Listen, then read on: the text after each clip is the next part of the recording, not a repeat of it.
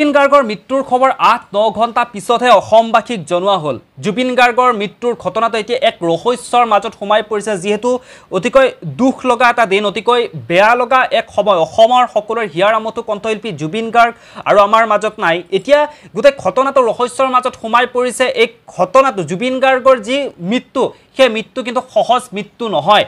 ইয়াৰ মাজত কিছু ৰহস্য সোমাই পৰিছে। এজন সাংবাদিক পৰাগমণি আদিত্যই কিছু কথা লিখিছে যে জুবিন গাৰ্গৰ যি মৃত্যুৰ খবৰ আপোনালোকে পাইছে, অসমবাসী ৰাইজে যি জুবিন গাৰ্গৰ মৃত্যুৰ খবৰ পাইছে, সেই সময় অনুসৰি তাৰ পৰা ৮-৯ ঘণ্টা আগতেই আমাৰ সকলোৰে মৰমৰ কণ্ঠশিল্পী জুবিন গাৰ্গৰ মৃত্যু হৈছিল। আৰু জুবিন গাৰ্গৰ মৃত্যুৰ সেই খবৰ কিন্তু শ্যামকানু মহন্তৰ দৰে ব্যক্তিসকলে লুকুৱাই ৰাখিবৰ কাৰণে চেষ্টা কৰিছিল। কিহৰ বাবে?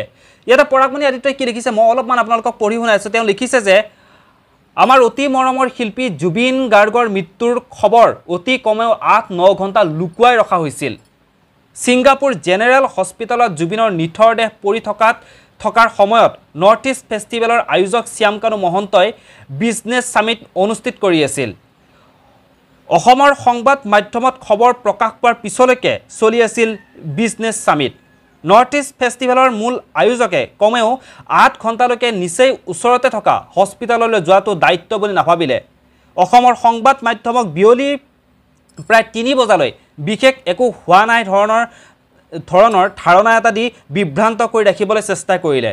জুবিনৰ মেনেজাৰ সিদ্ধাৰ্থ শৰ্মাই ঘটনাৰ বিষয়ে গুৱাহাটীৰ দুই এজনক অৱগত কৰিছিল যদিও সকলোৰে মুখ বন্ধ কৰি ৰাখিবলৈ কৈ থৈছিল। ছিংগাপুৰ অসম এছ'চিয়েশ্যনেও প্ৰকৃত সত্য শুক্ৰবাৰে বিয়লি ৩ বজালৈ লুকুৱাই ৰখাই নহয়, সকলোকে বিভ্ৰান্ত কৰিছিল। ইয়তত প্ৰমোদ ভ্ৰমণৰ কাৰ্যসূচী জুবিনৰ মেনেজাৰ সিদ্ধাৰ্থ শৰ্মাৰ সৈতে উপমন্যু তালুকদাৰে চূড়ান্ত কৰিছিল। বৃহস্পতিবাৰে নিশা হোটেলত বহু দেৰিলৈকে এক সংগীত অনুষ্ঠানত আৰু পাৰ্টিত অংশগ্ৰহণ কৰাৰ পিছত পুৱতি নিশা জুবিনক ইয়তলৈ উলিয়াই দিছিল।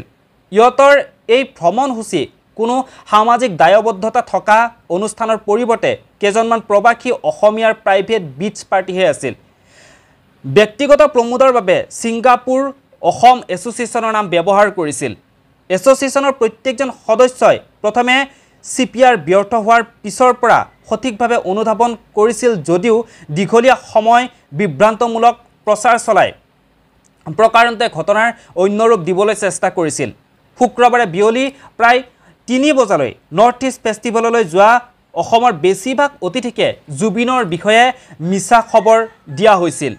এই অভিযোগসমূহ যিহেতু অতি স্পৰ্শকাতৰ, সেয়েহে ইয়াৰ পূৰ্ণ পৰ্যায়ত তদন্ত হোৱাৰ লগতে তিনিপক্ষক নৰ্থ ইষ্ট ফেষ্টিভেলৰ আয়োজক অসম এছ'চিয়েশ্যন ছিংগাপুৰৰ নিৰ্দিষ্ট লোককেইজন আৰু জুবিনৰ মেনেজাৰ সিদ্ধাৰ্থ শৰ্মাকে ধৰি সংগীকেইজনক অধিক বিভ্ৰান্ত সৃষ্টি কৰিব নোৱাৰাকৈ বিচাৰৰ আওতালৈ অনাৰ প্ৰয়োজনীয়তা আছে এই বুলি অনুমান কৰিছোঁ।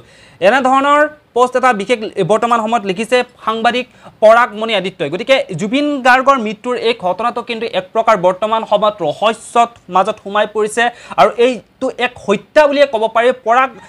পৰাগমণি আদিত্যই যিখিনি কথা লিখিছে তাৰ মাজতে যিখিনি কথা বৰ্তমান আমি শুনিবলৈ পাইছোঁ, যি মহন্ত আপোনালোকে গম পায়, সেইজন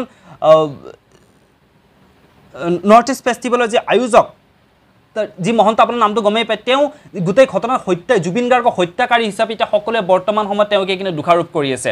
বাকী এনেধৰণৰ খবৰসমূহ মই আপোনালোকক দি যাবৰ কাৰণে চেষ্টা কৰিম। গোটেই ঘটনাটোৰ ভালকৈ তদন্ত হওক তাৰে কামনা কৰিছোঁ। যি দোষী আছে সেই দোষীয়ে যাতে উচিত শাস্তি পাওক। পুনৰ লগ পাম।